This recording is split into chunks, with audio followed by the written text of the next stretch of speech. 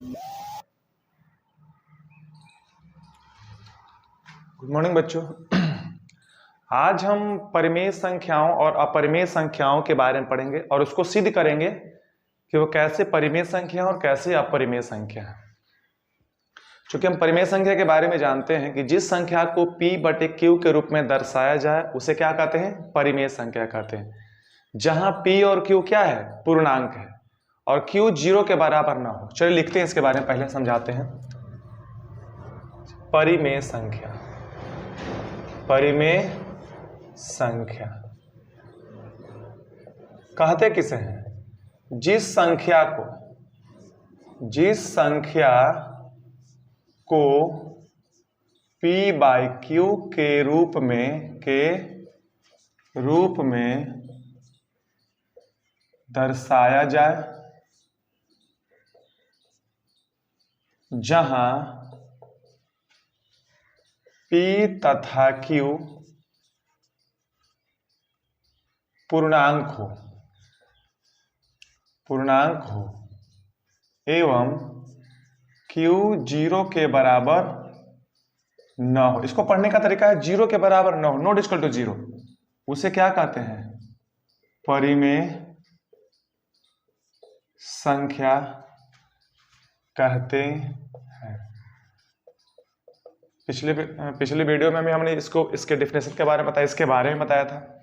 चलिए एग्जांपल में देते हैं। जैसे परिमेय संख्या क्या हो सकता है, जैसे 1/2 √4 बटे √9, ठीक है, 0.4, ये परिमेय संख्या है। और क्या हो सकते हैं, 22/8, अब क्या करें, इत्यादि। ये परिमेय संख्या है। और अपरिमेय संख्या क्या होता है, अपरिमेय संख्या इसके विपरीत होता है, जिसको हम p बटे q के रूप में नहीं दर्शा सकते हैं। जैसे p बटे, यानी हम जिसको चर और अचर राशि के रूप में नहीं लिख सकते हैं। जैसे एग्जांपल में इसको डायरेक्ट लिख देते हैं। जैसे में क्या हो सकता है बताइए तो, 0.1010001 बराबर लिख देते हैं 0.101001000 ... इस तरह क्या है, ये परिमेय संख्या नहीं है। चूंकि क्यों नहीं, दशमलव के बाद कोई भी संख्या बार बार नहीं आ रही, बार बार आ रही है लेकिन संख्या में इंक्रीजिंग होती है। जैसे 0 एक बार आया, फिर 2 बार आया, इसके बाद फिर 3 बार आ रहा है, ये परिमेय संख्या नहीं है। √3 ये भी परिमेय संख्या नहीं है। √2 ये भी परिमेय संख्या नहीं है। इसलिए नहीं है क्योंकि यह पूर्ण संख्याएं नहीं है। जब इसका हम वर्गमूल निकालेंगे तो पूर्ण संख्या के रूप में नहीं आएगा, ये कभी भी कटेगा नहीं, अंतिम बिंदु तक नहीं जाएगा, ये जाते ही रहेगा, समाप्त नहीं होगा, इसीलिए परिमेय संख्या नहीं है। और पाई ये भी परिमेय संख्या नहीं है, क्योंकि पाई का मान 22/7 होता है। सही लिखे हुए थे लेकिन यहाँ इसके चलते कारण लिखे थे, पाई कारण। पाई का मान 22/7 होता है और इसका डेसिमल मान 3 पॉइंट करके कुछ होता है, निकाल दे 3.134 होता है, और वो भी परिमेय संख्या नहीं है। यानी अपरिमेय संख्या जिस संख्या को p बटे q के रूप में नहीं दर्शाते हैं और जिसको दर्शाया जाए उसे क्या कहते हैं, परिमेय संख्या कहते हैं। अब हम मान के चलिए कि इसको सिद्ध करना है कि √3 ये क्या, कौन सी संख्या, अपरिमेय संख्या है, सिद्ध करना है। तो उसको कैसे सिद्ध करेंगे हम, चलिए इसके बारे में हम आगे बढ़ते हैं।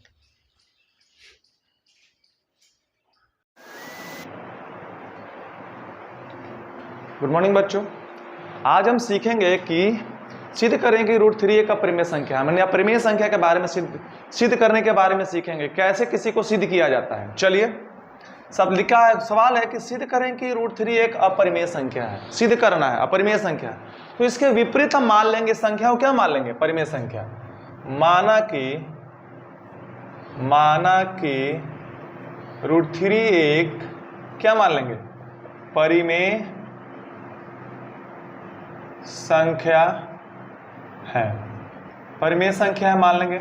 और हम जानते हैं कि परिमेय संख्या को p बटे q के रूप में दर्शाते हैं, तो लिख देंगे, इसलिए p बाई q बराबर √3।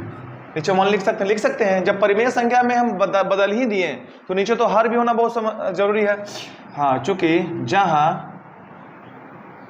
P तथा Q कौन सी संख्या है, P तथा Q अभाज्य संख्या है। समझिए, यहां P बटे Q के रूप में दर्शा दिया, यानी P बटे Q बराबर √3। हमने परिमेय संख्या लिखा है तो परिमेय संख्या को P बटे Q के रूप में लिखते हैं। और P और Q का क्या है, यहां पर सहभाज संख्या, और सहभाज संख्याओं का एचसीएफ क्या होना चाहिए, यानी कॉमन उभयनिष्ठ गुणनखंड कितना होना चाहिए, 1। अब 1 ही हमको आना चाहिए, हमें लाना है कितना, 1 लाना है। अगर 1 के अलावा कोई संख्या आता है तो हम कहेंगे यहाँ विरोधाभास उत्पन्न हो रहा है, इसीलिए कौन सी संख्या है, √3 का परिमेय संख्या। चलिए आगे बनाते हैं। पहले इसको हल करते हैं, तीसरा से गुणा करते हैं तो आएगा Q √3 बराबर P। दोनों तरफ वर्ग करने पर, देखो तो वर्ग करेंगे तो Q √3 का होल स्क्वायर बराबर P का होल स्क्वायर होगा ना। अब इसको √3 का स्क्वायर 3, Q का स्क्वायर Q स्क्वायर, यानी 3Q स्क्वायर बराबर कितना, P स्क्वायर। Q स्क्वायर बराबर क्या लिख सकते हैं, P स्क्वायर बटे में 3। अब बताइए तो P स्क्वायर का एक मेरा फैक्टर क्या आ गया, 3। यह एक प्रमेय है कि जिस संख्या का वर्ग, यानी लिखते हैं, चलिए, चूंकि P स्क्वायर को 3 विभाजित क्या कर रही है, अतः P को भी कौन विभाजित करेगा, 3 विभाजित करेगी। किसके द्वारा, यह नियम है प्रमेय से। यानी कह सकते हैं कि यहाँ P स्क्वायर का एक फैक्टर क्या आ गया, 3 आ गया, यानी एक गुणनखंड मिल गया कितना, 3 मिल गया। ठीक है, एक गुणनखंड क्या मिल गया, उभयनिष्ठ गुणनखंड 3 मिला। अब आगे बढ़ते हैं। अब मान लेंगे आगे बढ़ने के लिए माना कि P बराबर 3K। P को हमने 3K मान लिया। आगे बढ़ाने के लिए सवाल को, इसको इक्वेशन यहां से क्या ले लेंगे, फर्स्ट ले लेंगे। अब P का मान कहां रख देंगे, P का मान समीकरण 1 में रखने पर, ठीक है। अब लिखेंगे 3Q स्क्वायर बराबर P के लिए 3K का होल स्क्वायर लिख सकते हैं। ठीक है ना, समझ में आ रहा होगा। 3K स्क्वायर, अब यहां लिखेंगे, यहाँ Q स्क्वायर, 3Q स्क्वायर बराबर 3 3 9K स्क्वायर। इसको ऐसे लिख देते हैं, 3 9K स्क्वायर बराबर 3Q स्क्वायर। 3 से 3 कट गया, यानी 3K स्क्वायर बराबर Q स्क्वायर। एक P का गुणनखंड 3 आया है और हम Q का फैक्टर निकालना है, तो K को कांस्टेंट माने हैं, तो K बराबर Q स्क्वायर बटे में क्या मान लेंगे, क्या हो जाएगा, 3 हो जाएगा। अब एक गुणनखंड आ गया ना, Q स्क्वायर का भी एक फैक्टर आ गया, दोनों का फैक्टर क्या आ गया, उभयनिष्ठ हो गया। चूंकि यहां भी Q स्क्वायर को कौन विभाजित कर रहा है, 3 कर रही है, अतः Q को भी 3 विभाजित करेगी। और हमने बताया कि P तथा Q सहभाज संख्या है, और सहभाज संख्याओं का उभयनिष्ठ गुणनखंड कितना होता है, 1 होता है।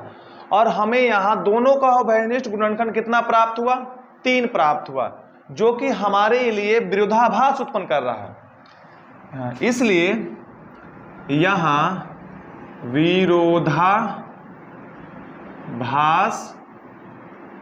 उत्पन्न हो रहा है।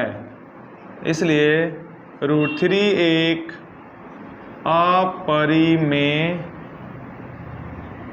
संख्या है। समझ गए होंगे। हमने थोड़ा सा लॉन्ग विधि से बनाया है इसको, लेकिन जब मैट्रिक के बच्चे को पढ़ाना रहता है तो उसको लॉन्ग विधि ही समझ में आता, समझाना चाहिए, क्योंकि उस एग्जाम में शॉर्ट लिखना नहीं है, मार्क्स लेना है, मार्क्स लाना है, और मार्क्स के लिए हमें लॉन्ग विधि ही जरूरत होता है। और आशा करता हूं कि समझ में आ गया होगा। अगर कोई भी पार्ट समझ में नहीं आया है तो कमेंट करके हमें बताएं, और कोई भी त्रुटि हो तो हमें कमेंट में ही बताएं, और हमारे चैनल को सब्सक्राइब करें। धन्यवाद।